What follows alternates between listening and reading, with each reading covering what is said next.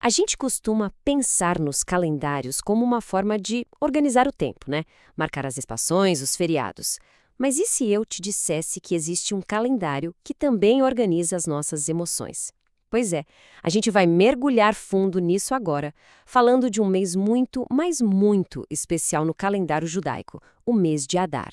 Pensa comigo, um mês inteiro no calendário que tem assim como designação oficial ser uma época para aumentar a felicidade. Não é incrível? Um período do ano em que a principal instrução é, basicamente, ser mais feliz.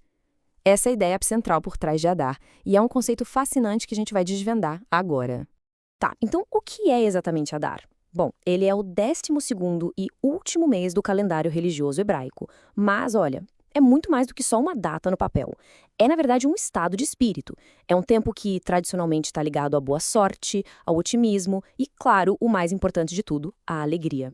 E tem uma curiosidade bem interessante sobre Adar. Ele meio que tem uma posição dupla. Sabe como?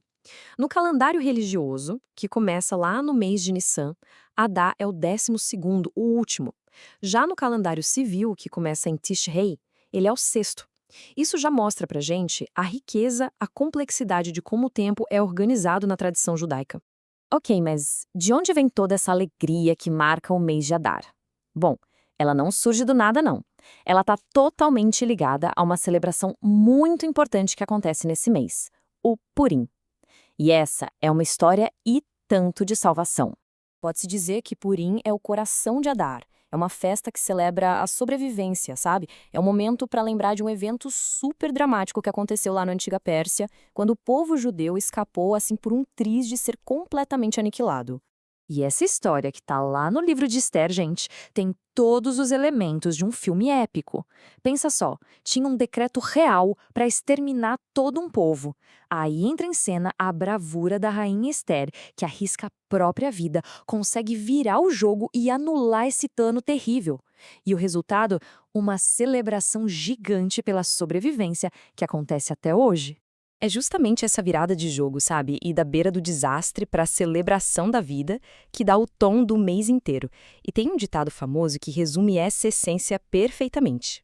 O ditado em hebraico diz assim: Mishenirnas Adar marbim besimcha.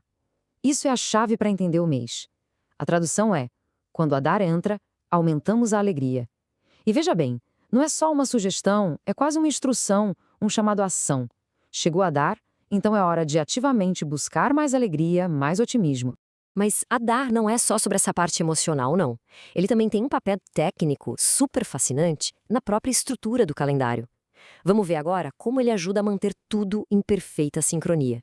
Então, aqui a gente tem um desafio. O calendário hebraico é, na sua maior parte, baseado nos ciclos da lua. Só que as festas judaicas precisam acontecer sempre na mesma estação do ano, e as estações são regidas pelo Sol. E aí, como que a gente concilia um ano lunar, que é mais curto, com um ano solar? E a solução para isso é genial.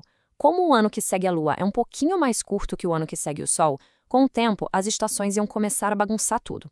Para resolver isso, o calendário simplesmente adiciona um mês extra em alguns anos específicos. Assim, tudo volta para o lugar e fica alinhado. E adivinha qual é o mês extra? É isso mesmo, um segundo Adar. Em um ano bissexto judaico, a gente não tem um Adar, mas dois: Adar Rishon, ou Adar 1, e o Adar Sheni, o Adar 2. É como se a alegria desse mês fosse tão grande, mas tão grande, que de vez em quando ele precisa ser duplicado só para manter o calendário em harmonia. Ufa! Falamos bastante coisa, né? Então, vamos só fazer um resumo rapidinho para a gente guardar as ideias principais sobre Adar? Então, o que a gente precisa lembrar? Adar é o 12º mês religioso e o sexto civil. É o mês que abriga a festa super alegre de Purim. É um tempo definido pelo aumento da felicidade e da sorte. E, para fechar, ele tem esse gêmeo, o Adar 2, que aparece nos anos bissextos para ajustar o calendário. Simples assim, mas muito poderoso. No fim das contas, a história de Adar mostra que um calendário pode ser muito mais do que um simples marcador de dias. Ele pode ser, na verdade, um guia para as nossas emoções. E isso deixa a gente com uma pergunta para refletir. Como seria a nossa experiência do tempo se os nossos calendários também tivessem meses dedicados não só a datas, mas a sentimentos? Fica aí a reflexão.